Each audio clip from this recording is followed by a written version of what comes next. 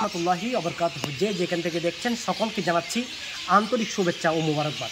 আজকে আপনাদেরকে যুক্ত করেছি চন্দনাইশ উপজেলার ফতেহনগর মোহাম্মদ আলী শিকদার বাড়ি জামে মসজিদ থেকে, যেটি তুরস্কের আদলে প্রায় 15 কোটি টাকা ব্যয়ে নির্মিত হয়েছে এই মসজিদটি। ভিডিওটি দেখতে সাথে থাকুন।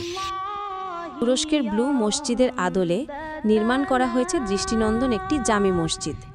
ইতোমধ্যে এই মসজিদ দেখতে ও নামাজ পড়তে দূর দূরান্ত থেকে আসছেন মুসলিম সহ বিভিন্ন ধর্মের মানুষ। ব্যক্তিগত উদ্যোগে ফতেহনগর শিকদার বাড়ি জামে মসজিদ নির্মিত হয়। 2014 সালের 13ই ফেব্রুয়ারি নির্মাণ কাজ শুরু হয়ে সম্প্রতি তা শেষ হয়। মসজিদের পশ্চিম পাশে পুকুর ঘেঁষা মিম্বর বিশেষ আকর্ষণ যোগ করেছে। পশ্চিম দিক থেকে মসজিদটির সৌন্দর্য যেন আরও বহুগুণ বেড়ে যায়। ফতেহনগর শিকদার বাড়ি প্রয়াত আইনজীবী বদিউল আলমের ছেলে, কঙ্গর কনসালটেন্ট ও মিডিয়া ব্যক্তিত্ব জিয়াউল কবির আদিলের অর্থায়নে প্রায় 15 কোটি টাকা ব্যয়ে মসজিদটি নির্মাণ করা হয়। স্থানীয়দের মতে দক্ষিণ চট্টগ্রামের অন্যতম দৃষ্টিনন্দন স্থাপত্য হয়ে উঠেছে এই জামে মসজিদ। প্রতিদিনই অসংখ্য দর্শনার্থী